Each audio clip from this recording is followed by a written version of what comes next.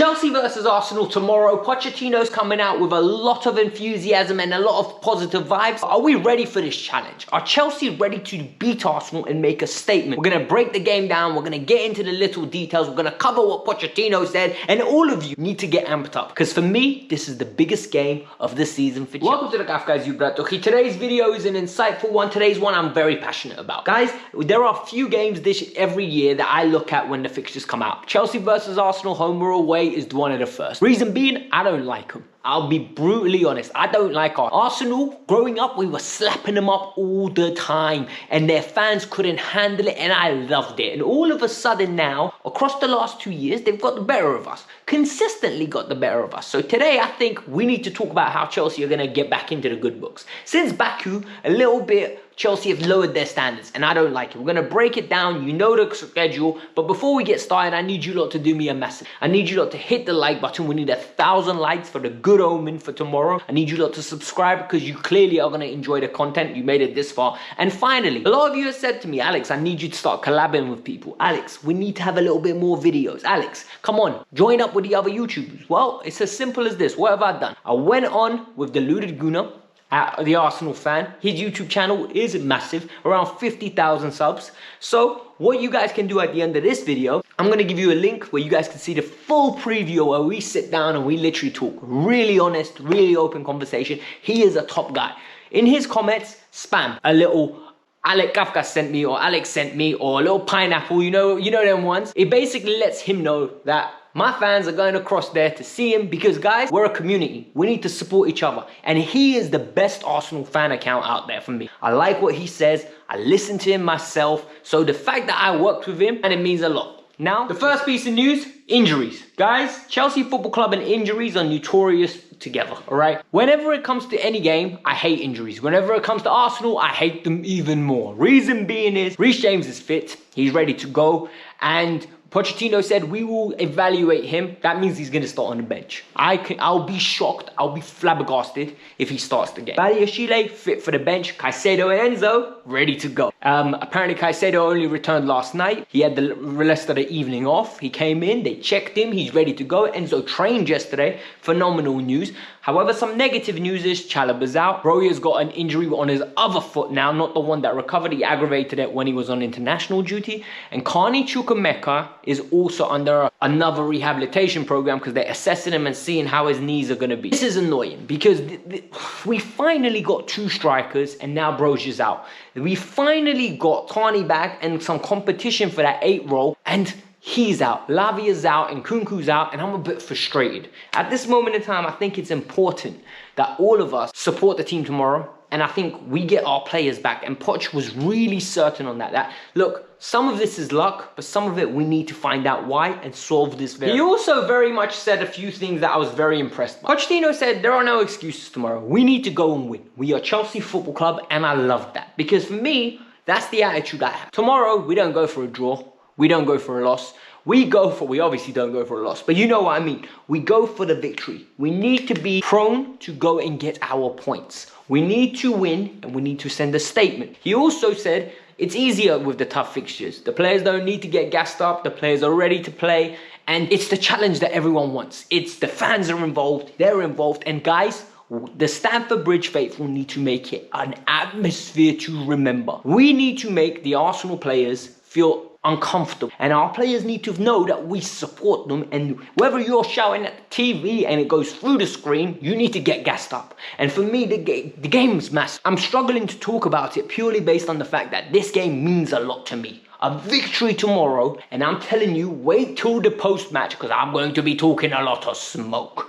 And I tell you smoke, I mean I've got people to call out. Because the amount of stick we're getting from these Arsenal fans, I am absolutely flabbergasted. People are saying there's no pressure on us. That's nonsense. There's always pressure on us. We are Chelsea Football Club. We need to win. One final piece of news from Mauricio Pochettino that I thought was very important was that Malo Gusto is fit. And Poch actually really went on a good 2-3 minute soliloquy on him. He gave us a whole mandate about how he feels about Malo Gusto. And I can break it down for you in a few quick sentences. Number one, he said Malo Gusto is a very good young exceptional player. He's adapted well, he's contributed, and he only missed the last 3 games because of the red card. He took a shot at VAR, which was very strong. He said it was never a red card. He didn't believe in the red card, but he doesn't want to say too much because he'll get in trouble. Big man, you said enough. But he also said Malo Gusto is good enough for Chelsea for now and for the future. He can't wait to see how he develops. And that is important. I think Malo Gusto is a player that is going to be pivotal for any success Chelsea have in the future. We can't trust Reece James at this moment in time. Reece needs to earn back trust. Reece needs to get back to the position where Reece James, for me, is going to be a mainstay in this team. As of this moment, I don't view Reece as a mainstay. I just assume he's not going to play majority of the game. So at right back, Malo Gusto has got an opportunity to become the #1 choice. And to the point where when Reece comes back, he has to fight to get back into the squad.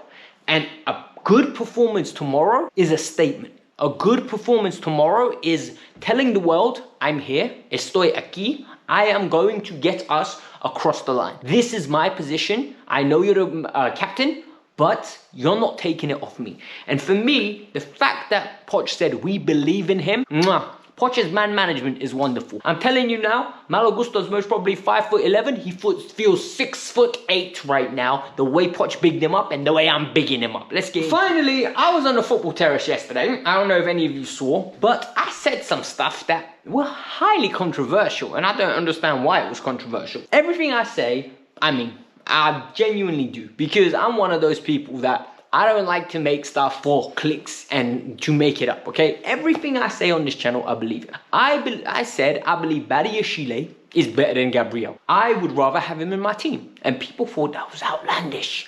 People thought, I can't believe he said that. I don't understand what the outlandish statement is. We're a team that's been shaky, and Badiashile has looked amazing. Badiashile, better long passer, better on the ball, quicker across ground, strong, aerially a presence, set piece, absolute monster.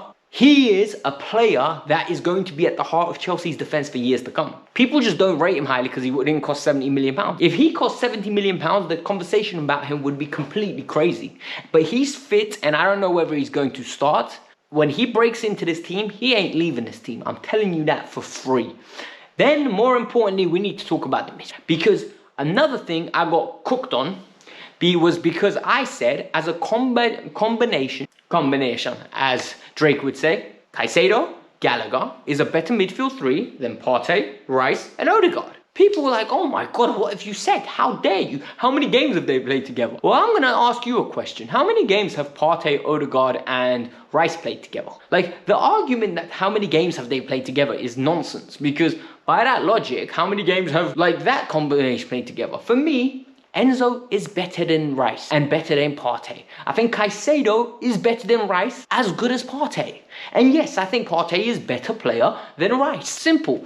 And I think Odegaard, whilst he's better than Conor Gallagher, as a combination, we have got everything in that midfield three. I'm not Conor Gallagher's biggest fan, but in big games, I trust Conor Gallagher. And the reason I trust him is because I know I'm getting the intangibles. Ji-Sung Park was that for Manchester United. You knew what you were getting. Darren Fletcher, you knew what you were getting. Conor Gallagher, we know what we're getting. We're getting high energy, we're getting commitment, and we're getting tackles, interceptions, and aggression. This is a proper good player when the big occasions arrive and he needs to get stuck in and the game's a bit more open. Conor's problem is when he's playing against the deep block. People don't want to accept it. People don't want to align with it. But that's the truth. Conor is actually a very good player when we play against the big sides to have in the squad. I don't know if people are going to agree with that. I think you don't need to give me your opinion. Hit the like button, subscribe to the channel. Go and watch the Ludagunas video right now as well. It's somewhere in and around here. But before you go, hit the like button, subscribe. Peace out. I'm out. I can't wait for tomorrow's game. I genuinely can't.